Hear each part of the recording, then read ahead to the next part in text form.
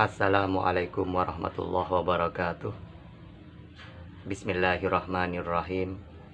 Tabarakalladzi nazzalal furqan ala abdihi liyakuna lil alamina nazira. Allahumma shalli wa sallim ala sayyidina wa maulana Muhammadin wa ala alihi wa sahbihi ajma'in.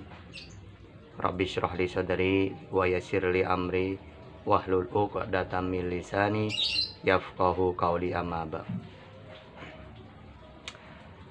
Baiklah, selamat berjumpa lagi dengan saya, Cak Tahta ya. Nah, saya minta maaf karena untuk beberapa hari yang lalu saya jarang buat konten ya. Mungkin 4 hari udah. Dan saya jarang lihat YouTube. Ya sibuk di Zoom atau apa gitu ya. Nah, ternyata ketika saya melihat, kira-kira ada yang bertanya enggak? Ternyata tak lihat ada. Ya, di antaranya saya disuruh menjelaskan tentang, ya udah biasa ya, orang-orang non-muslim ya mengatakan ya, bahwa Al-Quran itu menjiplak gitu ya, atau niru. Bahkan ada yang mengatakan udah jiplak salah lagi ya. Nah, ini akan saya jelaskan, mudah-mudahan bisa dipahami. Pertama, Al-Quran itu memang isinya itu kisah-kisah hukum-hukum syariat gitu ya, perintah larangan gitu ya, juga akhlak gitu ya.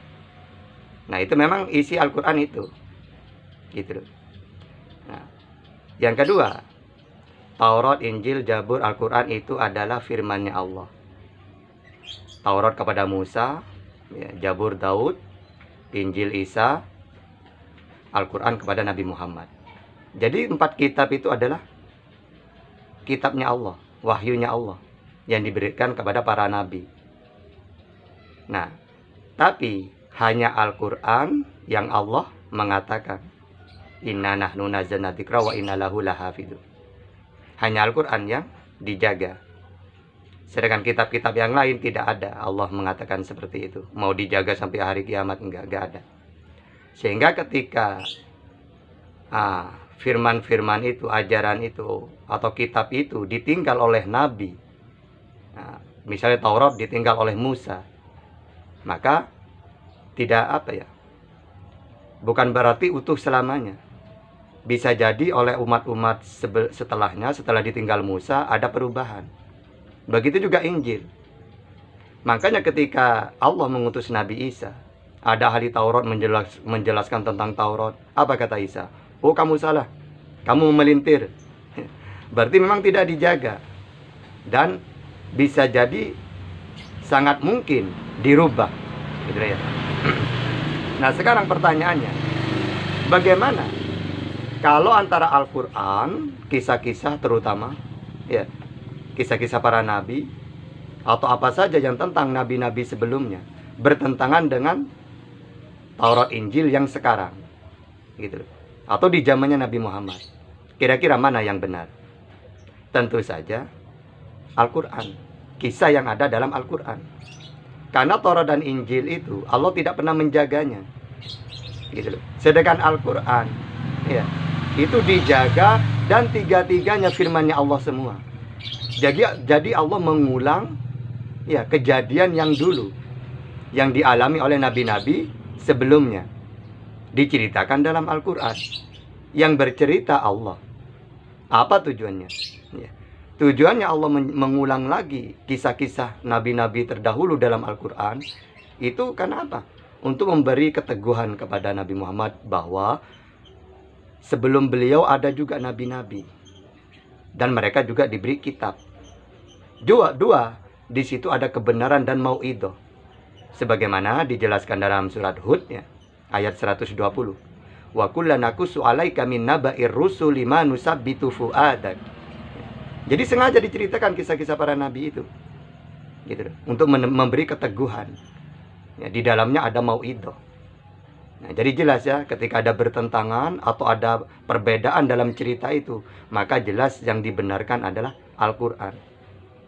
Karena Taurat dan Injil itu juga firman-Nya Allah.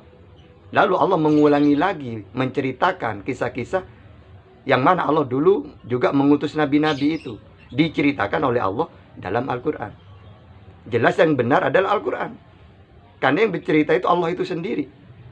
Sedangkan kitab yang ada pada mereka sekarang ini, ya, belum tentu murni yang dulu yang Allah ceritakan, yang Allah turunkan, gitu ya. Nah, yang kedua, ada yang mengatakan bahwa Nabi Muhammad itu jiplak. Jiplak gimana ya coba? Oh, ada yang mengajarin Waraqah bin Nufail katanya. Oh, tidak bisa. Ya, karena Waraqah itu menututi Nabi cuma beberapa hari saja. Ketika Nabi mengatakan bahwa dia menerima firman, ya, dari Jibril, yaitu 5 ayat. Iqra bismi rabbikal ladzi khalaq, khalaqal insana min 'alaq. Iqra wa rabbukal akramul ladzi 'allama bil qalam, 'allamal insana ma lam ya'lam. Cuma 5 ayat. Gitu.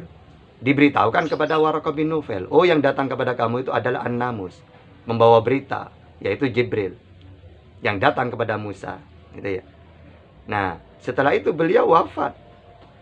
Waraqah itu gimana mau ngajarin Nabi? Wong Nabi Al-Quran itu 30 juz.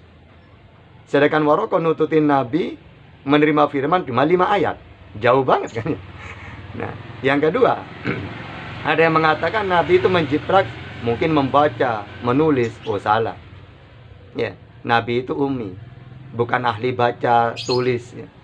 Atau ummi itu di situ tidak pernah membaca kitab-kitab sebelumnya.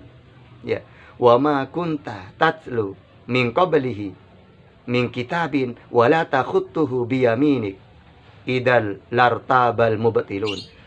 Bahwa Nabi Muhammad itu bukan ahli tulis, tidak pernah membaca kitab-kitab sebelumnya, ya, dan tidak pernah menulis. Andaikan Nabi itu menulis atau membaca kitab-kitab sebelumnya, lartabal mubtilun, maka idal lartabal mubtilun, maka apa, seakan-akan batal atau mereka tidak akan beriman.